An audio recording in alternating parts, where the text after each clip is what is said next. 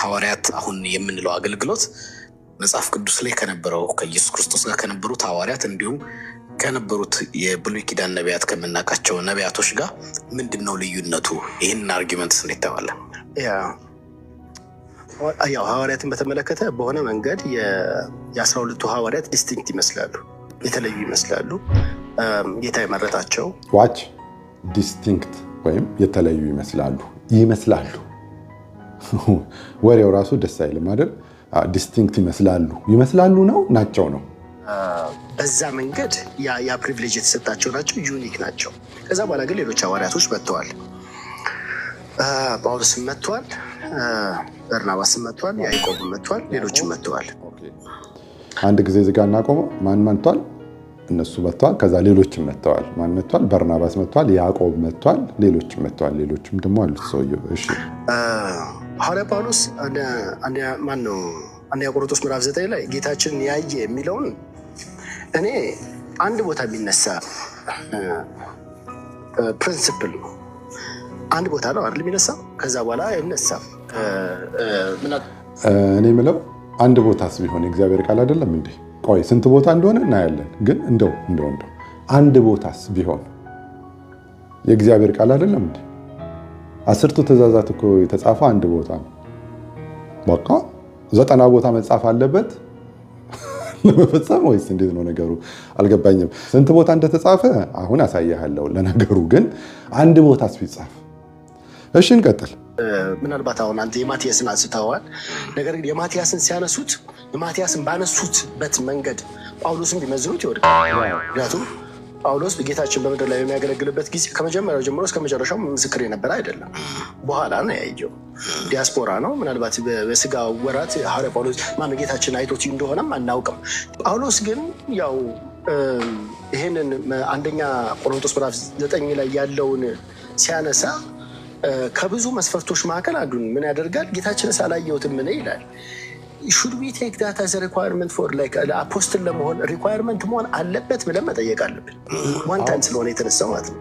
ፐርሲስተንት ኮንሲስተንት ቢሆን ትላለህ። ለምሳሌ በርናባስ ጌታን ይየው አየው እርግጠኛ መሆናቸው ሐዋርያ ግን ተብሏል አይደለ? ሐዋርያ ግን ተብሏል። ጌታን ይየው አየው ግን እርግጠኛ መሆን አትችልም። therefore እሱንም ጥያቄ ውስጥ ይጥልብሃል። therefore እኔ ይሄንን በዚህ ሪኳየርመንት ላይ ብቻ ፕላስ ደግሞ ምን መሰለህ ሰብጀክቲቭ ነው ማለት ነው። ጌታን አይቼዋለሁ ቢልህ አንድ ሰው በምድር የምታረጋግጠው ማረጋገጥ አስቸጋሪ ነው የሚሆነው። በራእይ አይቻለሁ ምናምን ብሎ ቢልህም አስቸጋሪ ነው የሚሆነው። ወይም ሊልህም ይችላል። ሐዋርያ ከሆነ ነገ እኮ ጌታን አይቼዋለሁ ብሎ ሊልህ ይችላል። እና አብረን እንየው ደግሞ ልትለውም የምትችለው ነገር አይደለም። ቬሪ ዲፊካልት ነው። ቬሪፋይ ለማድረግ ቬሪ ዲፊካልት ነው። እዚህ ጋር እናቆምና ሰውየው በጣም ግራ የሚያጋባው ነገር ሐዋርያነትን ከማየት ጋር ብቻ አድርጎታል። ማየት አንዱ ሪኳየርመንት እንደሆነ ብቻ እንኳን እያወቀ አይመስለኝም። እና ማየት ብቻ መስሎታል ሐዋርያነት፣ ወይም ከማየት ጋር ብቻ ለማመሳሰል ፈልጓል። እንዴ ማየት አንዱ ነገር ነው እኮ እንዴ! ከዛ በኋላ ስንት ነገሮች አሉ። ሲጀመር የ12ቱን የሐዋርያትን ፐርፐዛቸው የመመረጥ ፐርፐዛቸውና የሐዋርያው ጳውሎስ ፐርፐዙ ራሱ ሰውየው አልገባውም። በማቲያስ እንትን ከመዘን ነው ጳውሎስ ይወድቃል ይላል። ጳውሎስ ሲጀመር በእሱ አይመዘንም እና ጳውሎስ አይወድቅም። ለምን ይወድቃል? ቢኮዝ 12ቱ የተመረጡበት ፐርፐዙና ጳውሎስ የተመረጠበት ፐርፐዝ ይለያያል። በኋላ እናየዋለን ማለት ነው። እና ከማየት ጋር ብቻር ያገናኘዋል ማለት ነው። እንደውም አንድ ሰው እኮ መጥቼ አሁን አይቼዋለሁ ቢልህስ ራሱ አብረን እኔ አትለውም ምናምን ይላል። እና ማየት ብቻ አይደለም። ከዛ በኋላ የማይደገሙ ሊደረጉም የማይችሉ ዋና ዋና ነገሮች አሉ ለሐዋርያነት። ኦኬ። ሌላው ይሄ ሰው እየጠቀሳቸው ቅድም ሰምታችኋል። በርናባስን ሐዋርያ ብሎታል መጽሐፍ ቅዱስ ይላል። ከዛ ያዕቆብን ሐዋርያ ብሎታል ይላል መጽሐፍ ቅዱስ። የቱ ጋር እንዳለው እኔ አላውቅም፣ ግን በርናባስንንም ያዕቆብንም መጽሐፍ ቅዱስ ምን እንደሚላቸው እናያለን ማለት ነው። እሺ እናስጨርሰው። መልቲፕል ሪኳየርመንቶችን ይዘህ በዛ አፖስትልሺፕን ብታጸድቅ ነው የሚሻለው ብዬ ነው የማስበው። መልቲፕል ሪኳየርመንቶችን ይዘን አፖስትልሺፕን እናጸድቃለን። እንደ መጽሐፍ ቅዱስ ማለት ነው። የሚሻለው ስላለ እንግዲህ መልቲፕል ሪኳየርመንቶቹን አሁን አሳያለሁ ማለት ነው። ኦራይት አንዱ ማየት ነው። ኦኬ አንድ ቦታ ደግሞ አይደለም የተጻፈው፣ ስንት ቦታ እንደተጻፈ አሳያለሁ። ከዛ መልቲፕል ሪኳየርመንት ያልከውንም ደግሞ እናያለን ማለት ነው። ከዛ በኋላ እነዛ መልቲፕል ሪኳየርመንቶች አሁን ሰፈራችን ውስጥ ያሉት የሚያሟሉ ከሆነ እሰየው፣ ካልሆነ ግን ያው የሉም ማለት ነው። እና እነሱን ወደ ማየት እንሄዳለን። እንግዲህ ያዕቆብ ሐዋርያ ነው ብሎናል። መጽሐፉ ግን ያዕቆብን ብቻውን ነው የሚያስቀምጠው። ሐዋርያ አድርጎ ሳይሆን የሚያስቀምጠው ያዕቆብን ያዕቆብ ብሎ ነው የሚያስቀምጠው። ሐዋርያው ጳውሎስም ከጌታ ወንድም ብሎ ነው በስሙ በቃ የጌታ ወንድም ብሎ ነው የሚጠራው። የጌታ ወንድም ያዕቆብ ብሎ ነው የሚጠራው እንጂ ሐዋርያ ብሎ አይጠራውም ማለት ነው።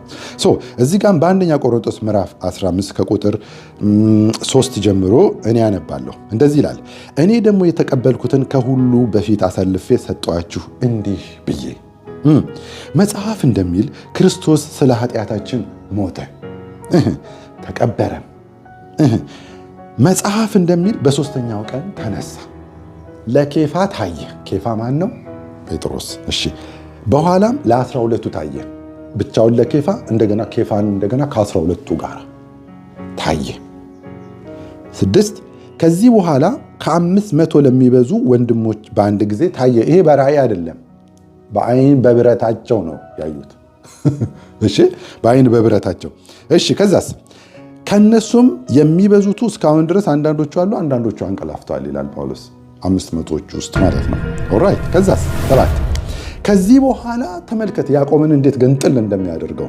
ከዚህ በኋላ ለያዕቆብ በኋላም ለሐዋርያት ሁሉ ታየ ይላል። ይሲ ያዕቆብ ሐዋርያ ቢሆን ኖሮ ለሐዋርያው ያዕቆብና ለሌሎቹም ሐዋርያት ይል ነበረ። እዚህ ጋር ግን ለያዕቆብ ብቻውን በኋላ ለሐዋርያት ይሲ ከፈላቸው ማለት ነው።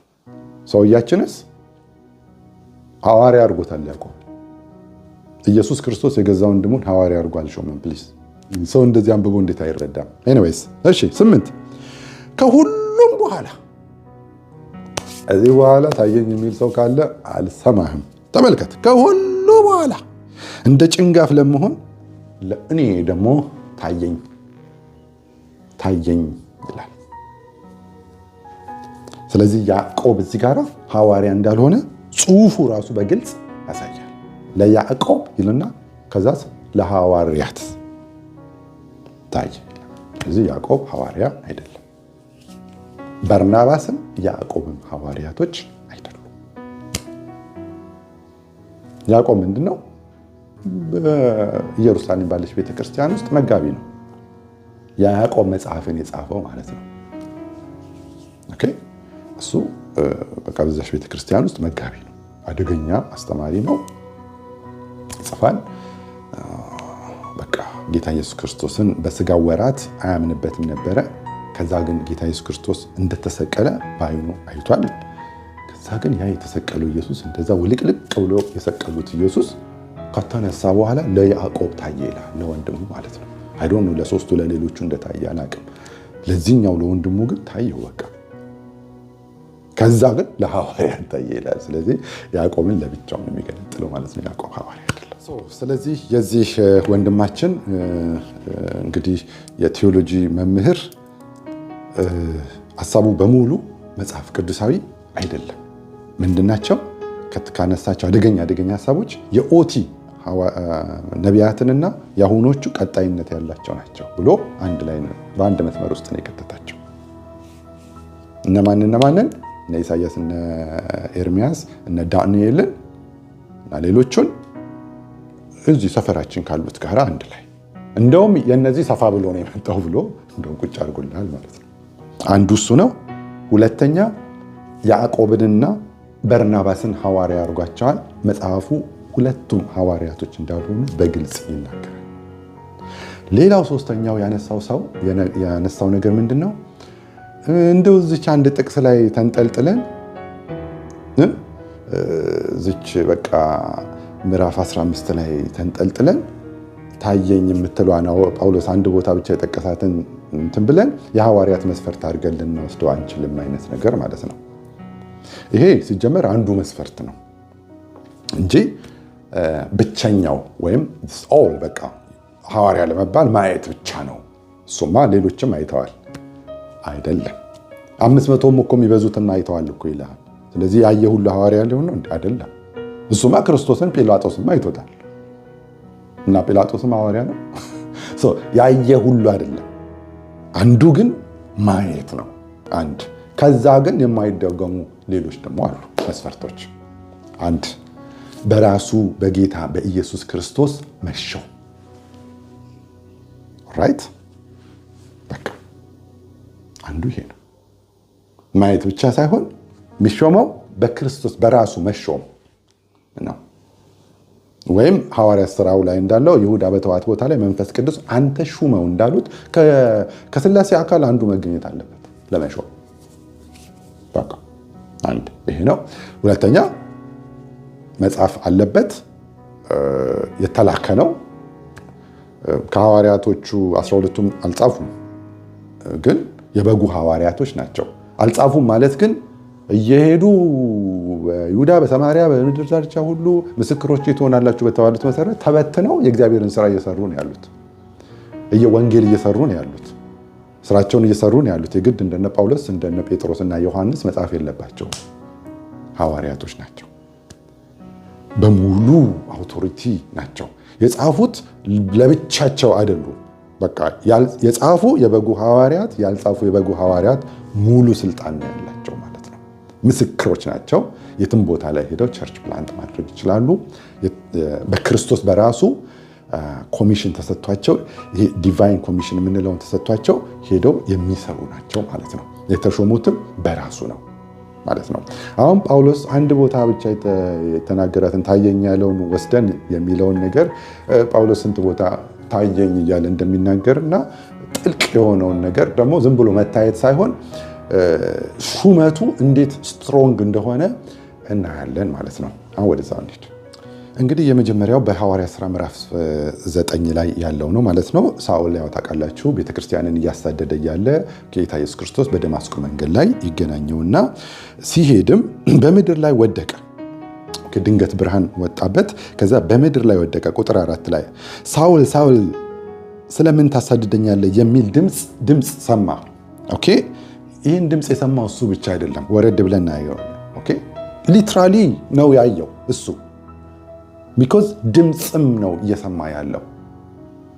ሉክ ጌታ ሆይ ማነህ አለው።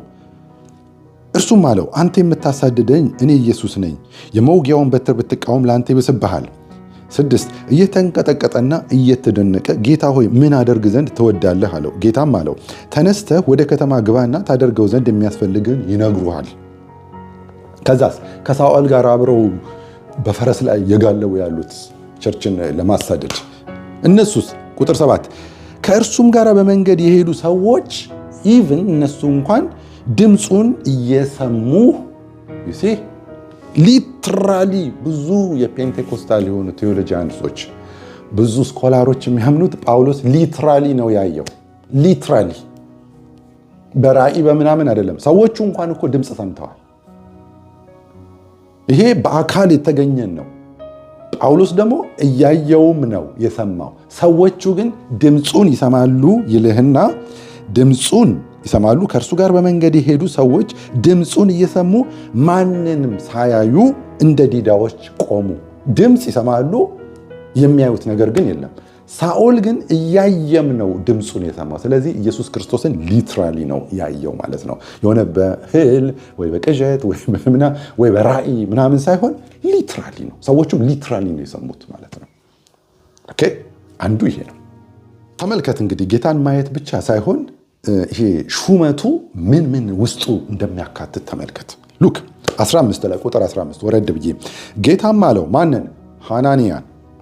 ሐናንያን ማለት ነው። በል ሐናንያ እንደዚህ አይነት ሰው ታገኛለህ። ሳኦል የሚባል እንደዚህ ለሐናንያ ነው። ጌታም አለው ይህ ጳውሎስ ወይም ሳኦል ማለት ነው በአሕዛብ በነገስታት ሉክ በአሕዛብ በነገስታት በእስራኤልም ልጆች ፊት ዋው መስፈርት ሹመት ይህንን ሁሉን ያጠቃልለው ፍሬንድ ማየት ብቻ አይደለም። እሺ ሐዋርያነት ይህንን ነገር ሁሉ ፓኬጅ ነው ያጠቃለለ ነው። ትልቅ ነገር ነው እየተወራ ያለው እዚህ ጋር በአሕዛብ በነገስታት እነማን ናቸው እነዚህ ሰፈራችን? በአሕዛብ በነገስታት በእስራኤልም ልጆች ፊት the whole እስራኤል ልጆች በእነሱ ፊት ስሜን ይሸከም ዘንድ ለእኔ የተመረጠ ዕቃ ነውና ሂድ። ይህንን ያጠቃለለ ነው። እሺ ማየት ብቻ ሐዋርያ ያስብልም። ማየት ብቻ አይደለም፣ ይህንን የሚያክል ነገር ነው ሰውየው የተሸከመው። እንዳትረሳ በአሕዛብ በነገስታት በእስራኤልም ልጆች ፊት ስሜን ይሸከም ዘንድ ለእኔ ስፔሻሊ ማለት ነው የተመረጠ። መመረጥ ራሱ እንደው ማንም እንደው ያልተማረ ሰው ሁሉ ይገባዋል። ከሆኑ ነገሮች ፒክ የተደረገ ማለት ነው እንጂ ማንም ጀሌ የተነሳ ሐዋርያ ሊሆን አይችልም። ይሄ ፒክ የተደረገ ሐዋርያ ነው። ማየት ብቻ ሳይሆን ጀስት ፒክ ደግሞ የሚደርስበት ቦታ በነገስታት በአሕዛብ በእስራኤል ልጆች ሁሉ ፊት ስሙን የሚሸከመው ማለት ነው። እንቀጥል። ከዛ በኋላ እዛው የሐዋርያት ሥራ ምዕራፍ 22 ላይ እናንተ ከ1 እስከ 21 አንብቡት ሙሉን ታሪኩ እንዲገባቸው። እኔ ግን አለፍ ብዬ ከ12 እስከ 14 ያለችውን ቁጥር ብቻ የሐናንያንና የሳኦልን ንግግር ብቻ ላስደምጣችሁ። እንደዚህ ይላል 12 ላይ በዚያም የኖሩት አይሁድ ሁሉ የመሰከሩለት እንደ ሕጉም በጸሎት የተጋ ሐናንያ የሚሉት አንድ ሰው ነበረ። እሱም ወደ እኔ መጥቶ ጳውሎስ ነው ይህንን የሚተርከው ያንን ኤክስፒሪየንሱን የምዕራፍ 9ን ኤክስፒሪየንሱን አሁን ምዕራፍ 22 ላይ እንደገና ይተርከዋል ማለት ነው። እርሱም ወደ እኔ መጥቶ በአጠገቤ ቆመ። ሐናንያ እሺ ወንድሜ ሳኦል ሆይ እይ አለኝ። እኔም ያን ጊዜ ወደ እርሱ አየሁ። እሺ 14 እርሱም አለኝ ሐናንያ እንዲህ አለኝ። ተመልከት የሐዋርያነት መስፈርት የአባቶቻችን አምላክ ፈቃዱን ታውቅ ዘንድና ጻድቁን ታይ ዘንድ ዋት ጻድቁን ማይ ጋድ ክርስቶስን እኮ ነው።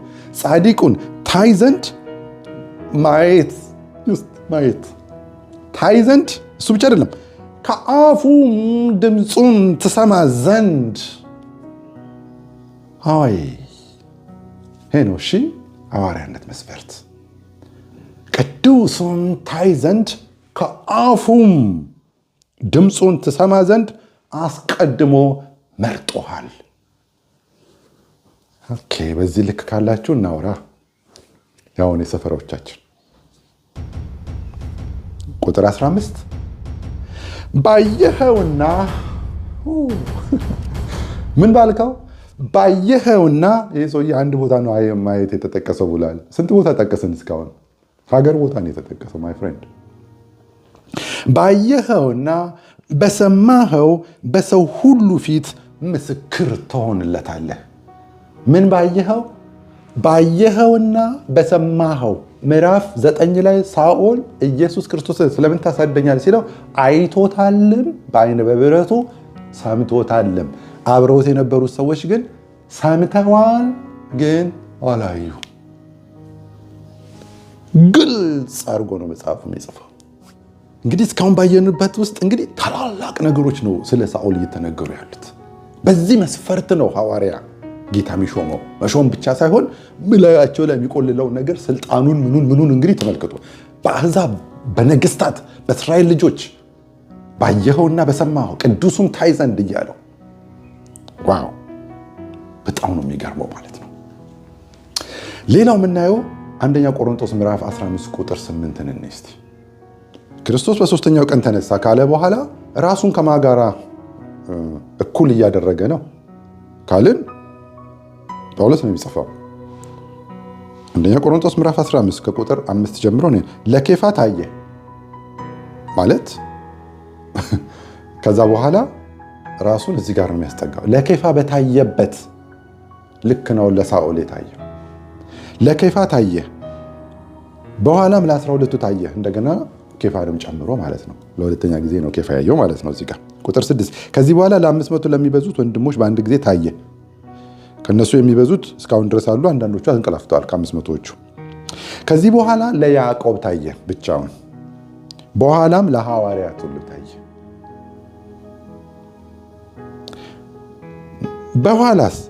በኋላም እንደ ጭንጋፍ ለመሆን ለእኔ ደግሞ ታየኝ። ስለዚህ እዚህ ጋር ሊነግረን የፈለገው ለኬፋ ታየ ካለ በኋላ ለእኔም ታየኝ እያለ ያለው ዊ አር ኢኳል እያለ ነው። በዚህ ልክ ነው ጳውሎስ ይህንን ነገር ለምን መግለጽ አስፈለገው ከተባለ በጣም ሪኳየርመንት ስለሆነ። ሰው የሚያስቅ ነገር አሁንስ አንዱ ተነስቶ አይቼዋለሁ ቢልስ ምናምን ነገር ብሏል። አይቼዋለሁ ቢላይ መብቱ ነው ማለት ይችላል። ችግሩን ያልሰማውም ማንም ከሰፈር ተነስቶ ታየኝ ቢለኝ አንደኛ አልሰማውም፣ ሁለተኛ ቀኖናው ተጽፏል፣ አዲስ ኪዳን መልእክቶች ተጽፈዋል። በቃ ማንም ከሰፈር ተነስቶ ግን ታየኝ እኔ ነኝ ሐዋርያ ነኝ ምናምን ነገር ማለት ግን መብቱ ነው። አላዋቂዎች ይሰሙታል። ልባሞችና የሚያውቁ ያነበቡ ደግሞ መጽሐፍ ቅዱስ ላይ ረግጠው ተረጋግተው የተቀመጡ ቅዱሳኖች ደግሞ አይሰሙትም ማለት ነው። አለቀ። ይኸው ነው በቃ ልዩነት። አሁን በቅዱሳኖች መካከል እኮ እየመጣ ነው።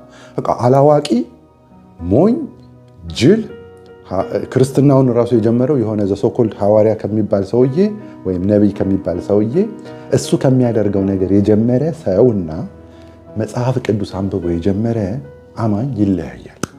አማኞች ይለያያሉ። የተኩላዎቹ ደቀ መዛሙርቶች አሉ። የበግ ለምድ ለብሰው በሕዝቡ መካከል የገቡት የእነሱ ደቀ መዛሙርት አሉ። ዘሶኮልድ አማኝ ነው የሚባሉት።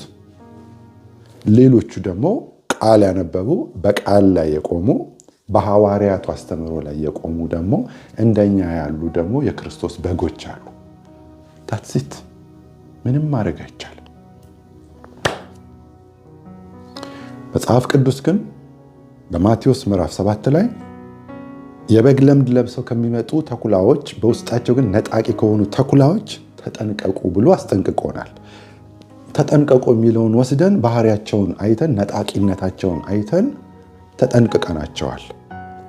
የሚመጡ ናቸው። የሚመጡ ማለት ያልነበሩ ማለት ነው። ስለዚህ በጉባኤ ውስጥ ይገኛሉ። የሆነ አዳራሽ ከፍተው የሆነ ቸርች ስም ሰጥተው የእነሱን ተከታዮች ይዘርፋሉ፣ ያታልላሉ። እነዚህም ደካሞች ናቸው። ቃል አያውቁም። አክሽን ብቻ ነው የሚያዩት። የመድረክ ላይ የሚሰራውን ድራማ ነው የሚያዩት። ይከተሏቸዋል። እዚህም መጥተው ኮሜንት ያደርጋሉ የእነሱ ተከታዮች። አለቀ። የሆነ ልዩነቱ። የተረጋጋን ደግሞ ቆይ እስቲ ነገሩ እንዴት ነው ብለን ያነበብን ደግሞ እንለያለን። የተጠበቀን ደግሞ እንለያለን። እንደዚህ ነው ክርስትና። አለቀ። ብላክ ኤንድ ዋይት ሆነን ነው የምንኖረው ማለት ነው። እንቀጥል። ሐዋርያነት በቤተ ክርስቲያን የሚሾም ነገር እንዳልሆነ ከሰው ሾም ያለው የሚባል ነገር እንዳልሆነ መጽሐፍ ቅዱስ ገላትያ 1:1 ላይ ይናገራል። እኛ ሀገር ላይ የሆኑ ቀላጅ ሰውዬ ነበሩ እየዞሩ ኦሊቨን ኦይል ሰዎች ጭንቅላት ላይ እያዞሩ ሐዋርያ አድርጌ ያለው ምናምን ነገር የሚሉ ሰውዬ አሁን ወደ ጌታ ሄደዋል። ሰውየው የእግዚአብሔር ቃል የማይገዛቸውም ምንም አይገዛቸውም። ይሁን እንግዲህ በወጣትነታቸው ጥሩ አገልግለው ነበር መሰለኝ። ያው እያረጁ ሲመጡ እንግዲህ የሆነ የሚለቁት ነገር አለ መሰለኝ እኛ ሀገር ላይ። እኔ አሁን እየፈራሁ ነው። የድሮ ሰዎች በጣም እየለቀቁ ነው እና አሁን እንደው ከነ ክብራቸው ያሉት እነ ተስፋዬ ጋቢሶ እነ ታምራት ኃይሌ ናቸው። እግዚአብሔር እነሱን የሚጠብቅልን እንጂ የበፊቶቹ በጣም እየለቀቁ ነው ያሉት እና እነዚህም ደግሞ የሚጠቀሙት እነዛን ነው። ፊገር የሆኑ ሰዎች ስለሆኑ እነሱን ከያዝን ህብረተሰቡ ይከተለናል የሚል በዛ አይነት መልኩ እነሱን ይዟቸዋል ማለት ነው። እና በቃ ቀባ ላይ ቀባው ነው ሰውየው ራሱ ቢሉትና ምንም የእግዚአብሔር ቃል ራሱ ምንም አይገዛቸውም። ብቻ እንደዚህ አይነት ሰውዬ ነበሩ። ገላትያ ላይ ግን እንደዚህ የሚባል ሹመት የሐዋርያነት ሹመት እንዳሌለ ይናገራል። ገላትያ ምዕራፍ 1 ቁጥር 1 ላይ እንደዚህ ይላል።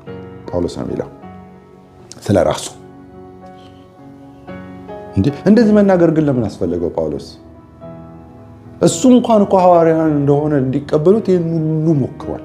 እንደዚህ ሁሉ መናገር አለበት። እንኳን በርናባስ ሐዋርያ ሊሆን ይቅርና እንደ ሎጂኩን ነው የምነግራቸው። እሺ አንድ ላይ በኢየሱስ ክርስቶስ ኖት አንጾኪያ ባለችው ቤተክርስቲያን፣ ኖት ኢየሩሳሌም ባለችው ኖት በነ ጴጥሮስ በነ ሌሎቹ በኢየሱስ ክርስቶስ ከሙታንም ባስነሳው በእግዚአብሔር አብ። ዋው! በማና በማ በኢየሱስ ክርስቶስ። ሌላስ? በእግዚአብሔር አብ። አቤት ሹመት! በእነዚህ በሁለቱ በእግዚአብሔር አብና በኢየሱስ ክርስቶስ ሐዋርያ የሆነ በል እንግዲህ በዚህ መስፈርት ናልኝ ሐዋርያ የሆነ እንጂ ለሀገራችን ሰዎች ከሰዎች ወይም በሰው ያልሆነ ጳውሎስ። ከኔ ጋርም ያሉት ወንድሞች ሁሉ ወደ ገላትያ አብያተ ክርስቲያናት ብሎ ነው የሚጀምረው ጽሑፍ። በማና በማ በኢየሱስ ክርስቶስና ከሙታን ባስነሳው በእግዚአብሔር አብ ሐዋርያ የሆነ እንጂ ከሰዎች ወይም በሰው ያልሆነ። ስለዚህ ሰው ኦሊቭን ኦይል እንደቅድቆብህ ሐዋርያ አድርጌ ያለው ከአሁን በኋላ ሊልህ አይችልም። መጽሐፍ ቅዱሳዊ አይደለም። 4 ነጥብ። ጳውሎስ ይህን ሁሉ ነገር ከታወቀ ስትል የሕግን ትምህርት ነው ከገማልያል እግር ስር ቁጭ ብሎ የተማረው እንጂ ሌላውን መገለጥ ሊትራሊ ኢየሱስ ክርስቶስ ቁጭ አድርጎት በፊት ለፊት ነው ያስተማረው። እዛው ገላትያ ምዕራፍ 1 ወረድ ብሎ ቁጥር 11 ላይ እንደዚህ ይላል። ጳውሎስ ይህን ሁሉ መገለጥ ከየት አገኘ ስትል ገማልያል እንደዚህ መገለጥ ከገማልያል ሊያገኝ አይችልም። እንዴት እንዳገኘ ይነግረናል። 11 ገላትያ ምዕራፍ 1 ቁጥር 11 ወንድሞች ሆይ በእኔ የተሰበከ ወንጌል እንደ ሰው እንዳይደለ አስታውቃችኋለሁ። ካርናል ወይም ሰውኛ አይደለም፣ ነገሩ ዲቫይን ነው። እንደ ሰው እንዳይደለ አስታውቃችኋለሁ። ኢየሱስ ክርስቶስ ገልጦልኛል እንጂ። ማን የገለጠለት? ኢየሱስ ክርስቶስ። በቃ ሐዋርያቱን ሰብስቦ እንዳስተማረው ኢየሱስ 12ቱን ልክ በቃ ጳውሎስ ክላስ ባይኖርም ጳውሎስን ደግሞ ብቻውን ስፔሻል ክላስ ኢየሱስ ክርስቶስ ገልጦለታል። የዘመናትን ታሪኮች ሁሉ ገልጦለታል። ኢቭን የብሉይ ኪዳን ነቢያቶች ሁሉ እንኳን ያልተገለጠላቸውን ጳውሎስ ገልጦለታል። የቤተ ክርስቲያን ነገር የተገለጠለት ለጳውሎስ ነው። ኢየሱስ ክርስቶስ ገልጦልኛል እንጂ እኔ ከሰው አየህ፣ ከገማልያል እግር ስር አይደለም ይህንን መገለጥ ያገኘው። እኔ ከሰው አልተቀበልኩትም አልተማርኩትም። ጳውሎስ ከገማልያል እግር ስር ነው የተማረው። እሱ የሕጉን ትምህርት ብቻ ነው፣ ፈሪሳዊ ሆኖ የሕጉን ትምህርት ብቻ ነው የተማረው። ይህን አዲስ ኪዳን ውስጥ የሚገልጠውን መገለጦች ግን የተማረው ኬት ነው? ከራሱ ከጌታ ከኢየሱስ ክርስቶስ ገልጦ። ጴጥሮስ አይደለም ቁጭ ብሎ ና እስቲ አንተ ብለው የቀደሙት ሐዋርያት አይደለም ቁጭ ብለው ክላስ የሰጡት። ኢየሱስ ክርስቶስ ሊትራሊ አስተምሮታል። 14 ዓመት የት በነበረ ጊዜ ማለት ነው ይመስለኛል። ከዛ በኋላ ነው ለአገልግሎት የወጣው። በአይሁድ ስርዓት በፊት እንዴት እንደኖርኩ ሰምታችኋል። እግዚአብሔርን ቤተክርስቲያን ያለ ልክ አሳድድ ነበርና ለአባቶች ወግ ከመጠን ይልቅ እየቀናው በወገኔ ዘንድ በዘመኔ ካሉት ብዙዎችን የአይሁድ ስርዓት በልጥ ነበረ።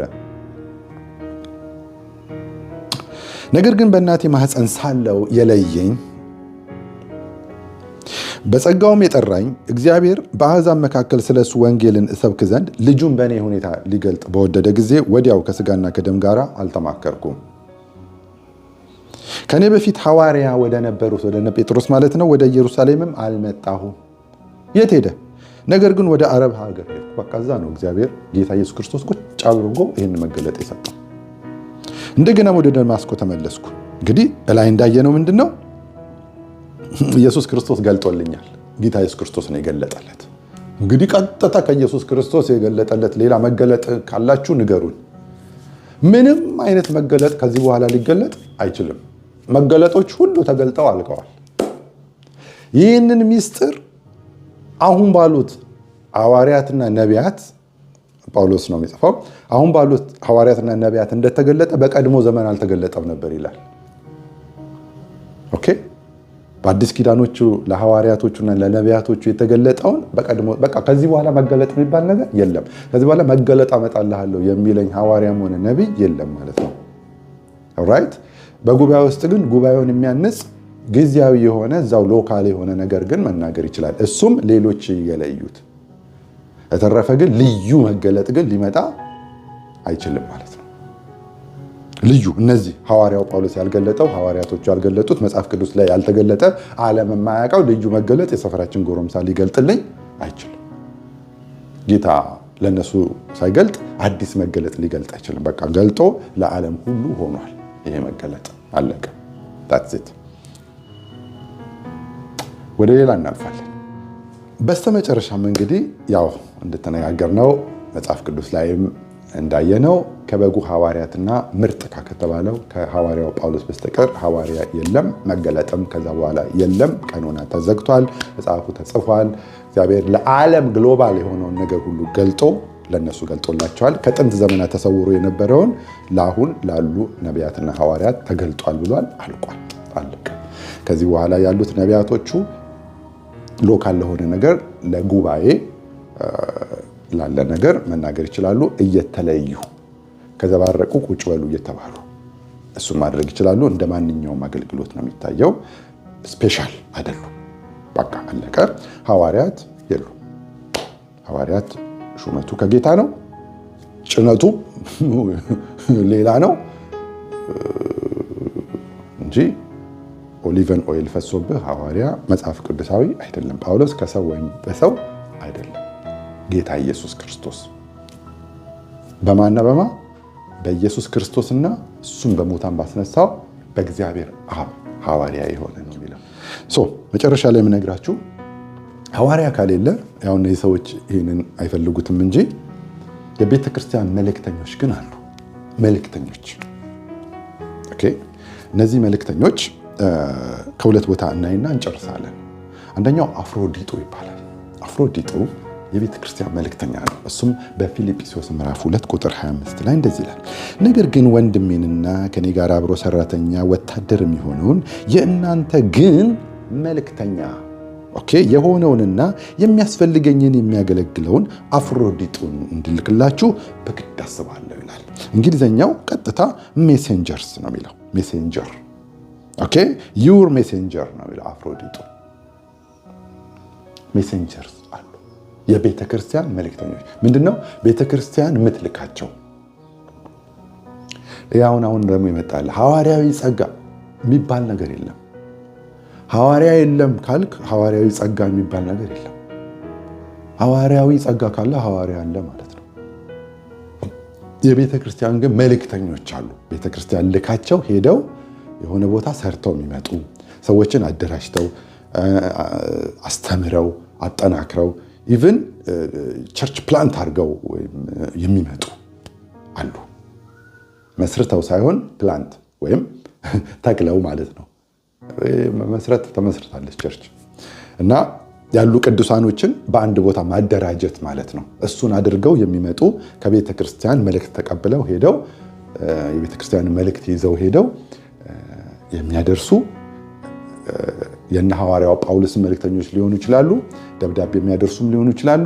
ሄደው ደግሞ ለተወሰነ ጊዜ ቆይተው ቅዱሳንን አደራጅተው አስታጥቀው አስተምረው ምን ብለው አደላድለው የሚመጡ የቤተ ክርስቲያን መልእክተኞች አሉ። አንዱ አፍሮዲጡ ነው። ጥቅስ ፊልጵስዩስ ምዕራፍ 2 ቁጥር 25።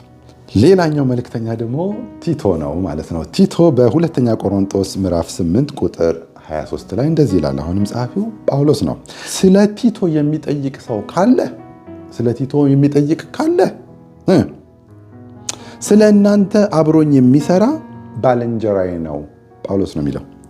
ስለ ወንድሞቻችን የሚጠይቅ ቢኖርም የአብያተ ክርስቲያናት መልእክተኞችና የክርስቶስ ክብር ናቸው። የአብያተ ክርስቲያናት መልእክተኞች። አያችሁ፣ ከአብያተ ክርስቲያናት መልእክት ይዘው እዚህ ቦታ ላይ ገጠራማ ቦታ ላይ እንደዚህ አድርግ ተብለው መልእክት ይዘው የሚሄዱ ሜሴንጀርስ አሉ። እችን ስም የአሁዶቹ አይፈልጓትም። መጽሐፍ ቅዱሳዊው ግን ይሄ ነው። እነሱ የሚጠሩት ለራሳቸው የሰጡት ግን መጽሐፍ ቅዱሳዊ አይደለም። ያቸው እነዚህ ትሁቶች ናቸው። ኢቭን ጳውሎስ ራሱ እኮ ካገለገለ በኋላ ኧረ እንዴት ነው የጌታን ነገር በትክክል ሰርተን እንደሆነ እንደው በከንቱ ሮጠን ነው የሰራን ነው እንዴት እንደሆነ እንኳን እስቲ ሄደን አንዳች ነገር ይበሉን ብሎ ወደ ኢየሩሳሌም እኮ መጥቷል። እሱ እንኳን ማለት ነው እሱ እንኳን ኢየሩሳሌም ላለው ቤተክርስቲያን ለዛ ላሉ ሐዋርያት ወይም ሽማግሌዎች ራሱን ሰሚት ያደርጋል ማለት ነው። ይሄ ትልቁ ዋናው ሐዋርያ ማለት ነው። ከሁሉ ይልቅ በመገለጥ ላይ የደረሰው ሰውዬ እንኳን ከቸርች ስር ነው።